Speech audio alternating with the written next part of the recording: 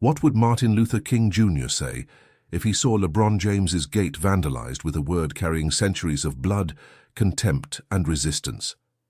He wouldn't look away. He wouldn't ask for calm. He wouldn't accept anyone saying it was just a word, just an isolated act. He would recognize from afar the same old ghost, the one that tried to silence him in bombed churches, in squares guarded by rifles, in letters written from prison. He would know. Because this poison has the same smell, the same texture, the same arrogance, the same attempt to remind a black man, even if he's one of the highest paid in the world, that skin still comes before dignity. Do you understand what that means? LeBron was about to compete in another NBA final, a moment of glory that any athlete would dream of experiencing. But when he got home, he found a word on his gate that wasn't just written with paint. It was written with hate, with intention, with the certainty that no trophy would save him from that reminder. Here, you're still just a black man.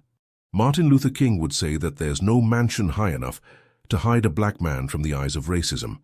That fame doesn't silence prejudice. That success doesn't dismantle the structure that insists on denying our humanity. What happened to LeBron James wasn't an incident, it was a warning. And if you're black, you know this warning isn't new. It's just another chapter of what King called the weariness of always being reminded of our color.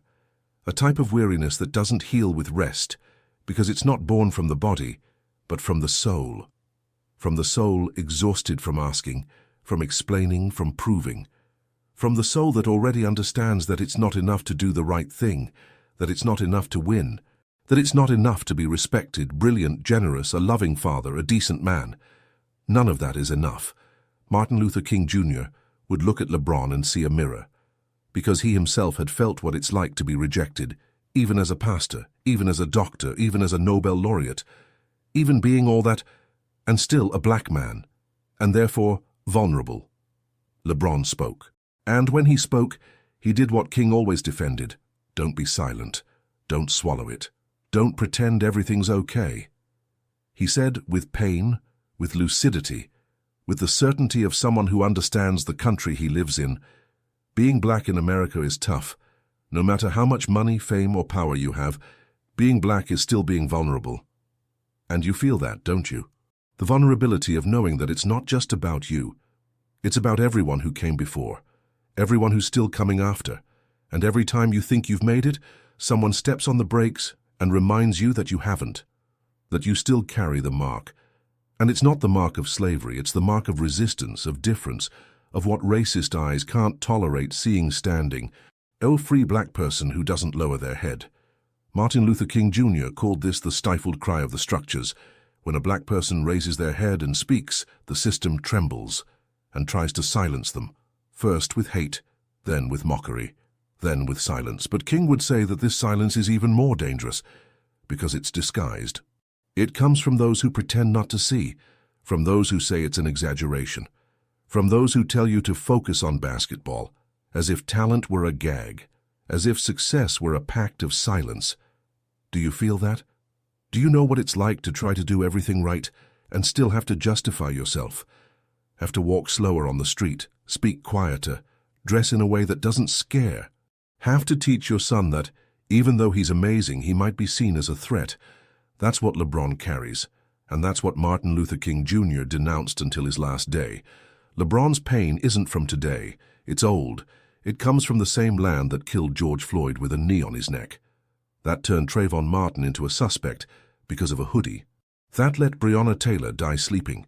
It's the same pattern, the same structure, the same certainty of impunity, the same coldness. But King wouldn't be silent in the face of this. He would see a spark in LeBron. Because LeBron didn't accept the humiliation, he responded. He used the pain as a voice, and King always said that what transforms the world isn't the pain itself. It's what you do with it. Whether you bleed and scream or bleed and remain silent. Have you been silent? LeBron chose not to be silent, and when George Floyd was murdered, he didn't hide. He stood up. He used the microphone that many tried to take from him, not just to talk about himself, but about everyone. He didn't just play for points, he played for memory, for justice, for a future where his children can walk without fear of having their father's color. Martin Luther King would say that this is the real game. Not what happens on the court, but what's played every day when you choose between fear and truth. When you choose between comfort and conscience, what do you choose? King's world hasn't arrived yet. The dream hasn't awakened. And the proof of that is seeing that one of the most successful men on the planet still has to remind the world that he's human, that he feels, that he suffers, that he's not a shield against hate, but a body, a father, a man. And if even LeBron feels this, what about us? Do you understand now why you can't say that racism is over? Do you understand why every gesture of those who resist matters? Why every word of those who speak up bothers? Because it breaks the silence of the good. And that silence, King always said, is the deadliest of all. What LeBron experienced isn't an isolated case, it's a symptom. It's an open wound, and you can't pretend it doesn't exist anymore. And if you've ever felt this in your skin, even if no one wrote on your gate, then you know what I'm talking about. Martin Luther King Jr. wouldn't ask for calm. He wouldn't ask for time. He would ask for truth. He would ask for courage. He would ask you not to hide behind what you've achieved, because racism doesn't care about what you have. It feeds on what you are. And the only way to break this cycle is to expose it, to speak up, to continue even when they tell you to shut up. Are you going to shut up? King didn't shut up. LeBron didn't shut up. And if you feel this pain, then this fight is also yours.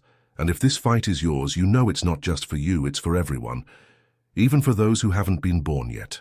Because they deserve a world where there are no more gates with words that kill, where you don't need to prove what should already be obvious. But do you really understand what it's like to carry this kind of weariness every day? The weariness that doesn't leave you in peace even when you win, that whispers in your ear even on days of glory as if saying, don't forget where you came from, because they never forget. That's what LeBron feels, and that's what millions feel, including you. And if you haven't felt it yet, maybe you've seen it happen to someone close.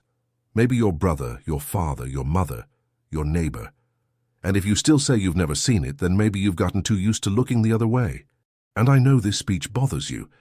It bothers you because it's not gentle, because it doesn't caress the ears, it pierces. And it pierces because it's urgent. It's like a siren that doesn't let you sleep, because people are dying for real, not symbolically.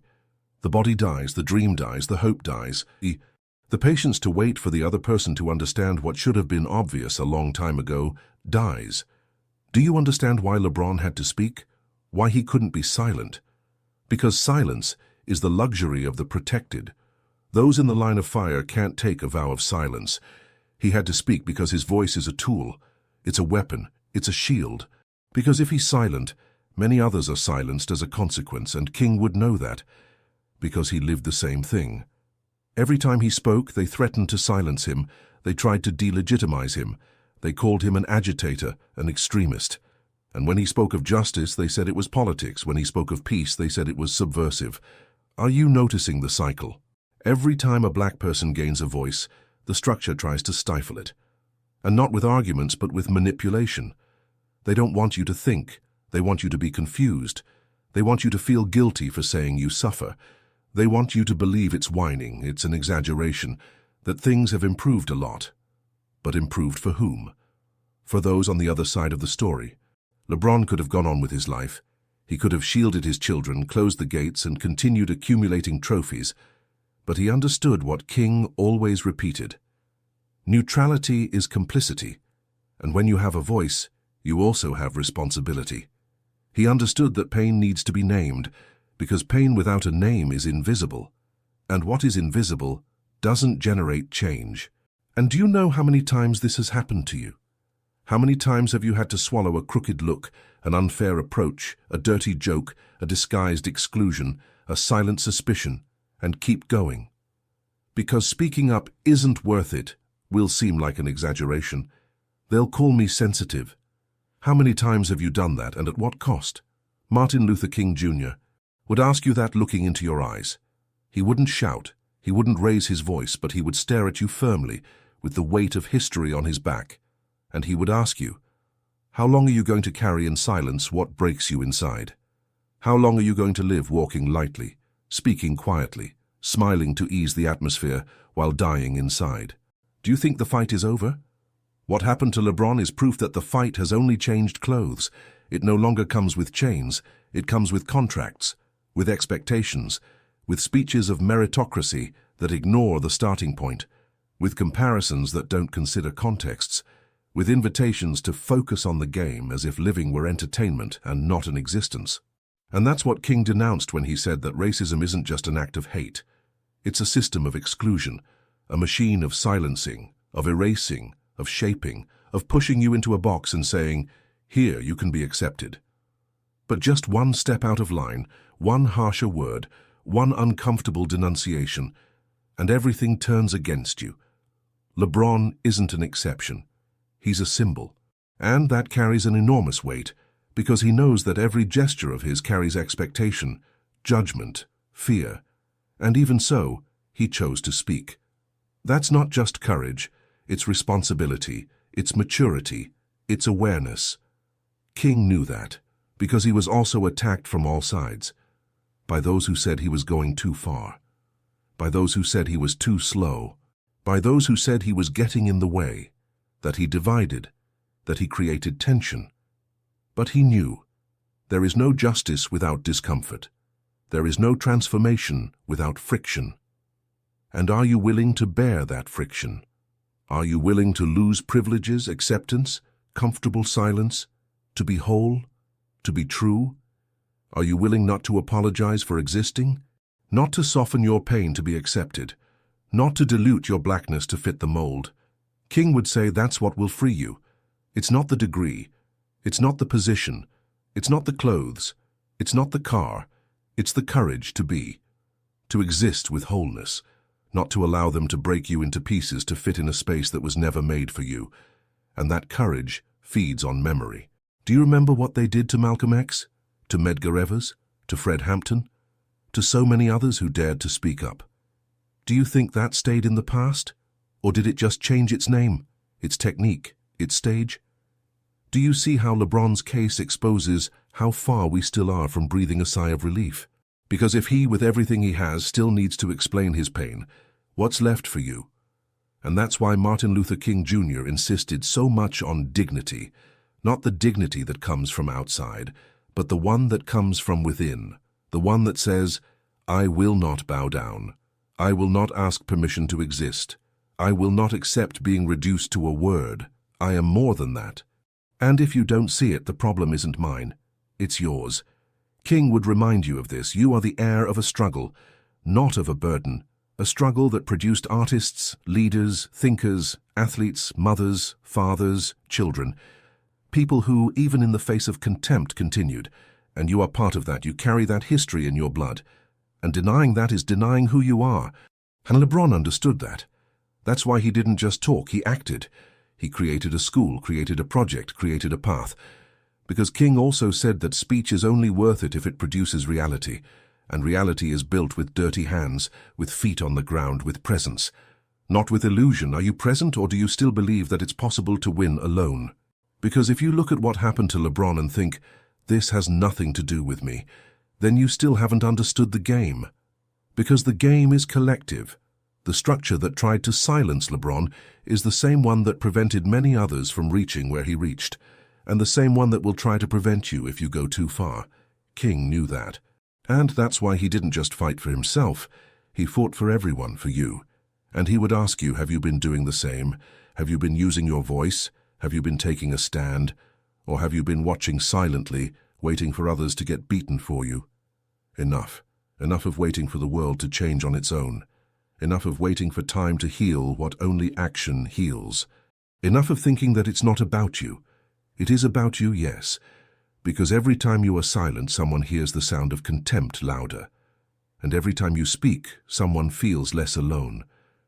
King would call you to this responsibility, to this surrender, because he knew that living is more than surviving, it's more than getting through unscathed.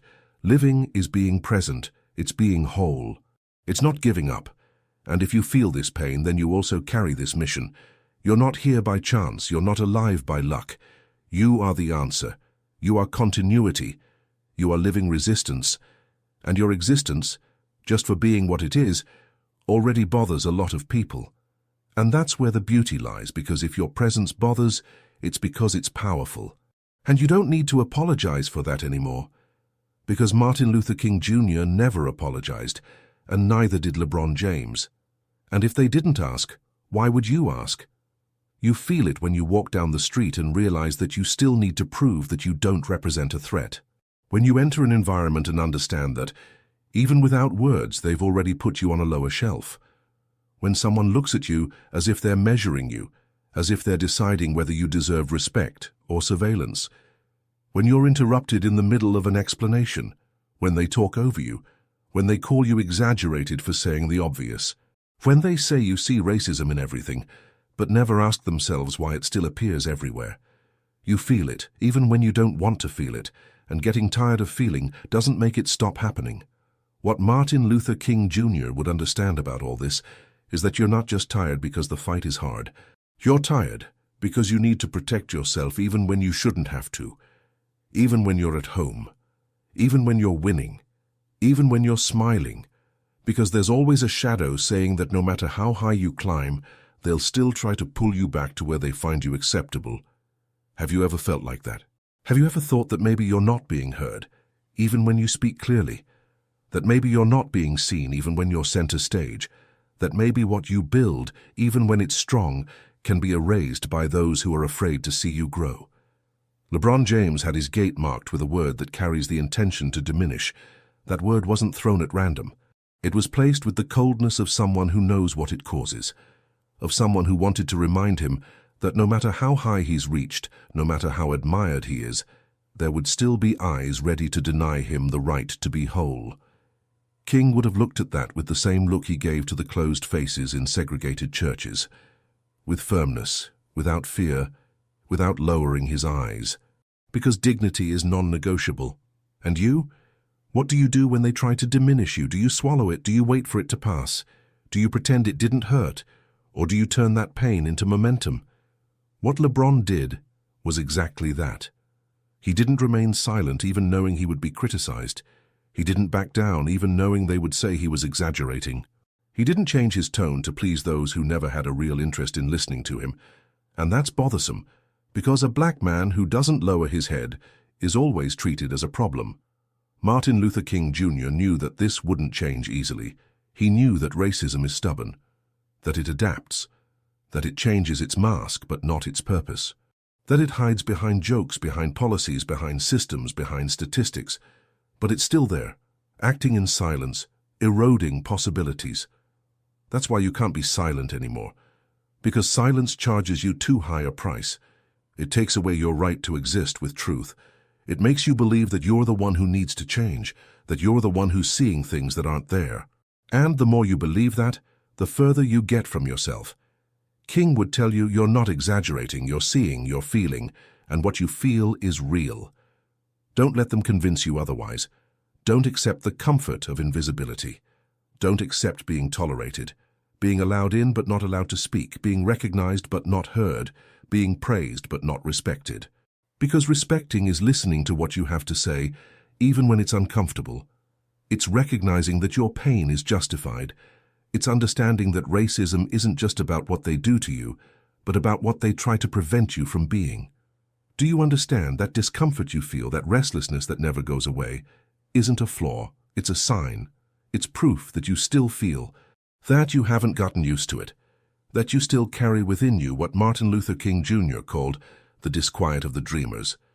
Because dreaming, when you're black, isn't a luxury. It's resistance. And it's not just about dreaming of personal victories. It's dreaming of justice, of presence, of humanity that doesn't need to be defended all the time. Dreaming of the day when you won't have to explain yourself before you exist. But the dream doesn't come true on its own. It needs voice. It needs movement. It needs courage. It needs you. And now, I need to ask you something. What have you been doing with that feeling that lives inside you? That discomfort that visits you when you see another case, when you hear another excuse, when you notice another invisible barrier that only you see? Have you been letting it pass? Have you been swallowing hard, or have you been transforming it into something bigger than you? Because it matters. It matters because every time you speak, You open space. Every time you expose, you illuminate. Every time you face, even with fear, you push the world closer to what it should be. And if that doesn't seem like enough to you, then maybe you're still expecting too much from the world and expecting too little from yourself. King would say that change won't come from those in charge. It will come from those who persist, from those who get tired but keep going, from those who fall but don't stop getting up, from those who listen even when no one answers. And you at this moment are one of them. You're already part of this story. Even if you didn't choose to be here, even if you would have preferred to just live your life in peace, but now that you're here, what are you going to do with it? Are you going to be silent, or are you going to make every tear, every denial, every stone, every word thrown to diminish you worth it? You feel it. So make it worth it. And if you've made it this far, it's because you've already understood that you can't go back to silence anymore. You can't pretend anymore.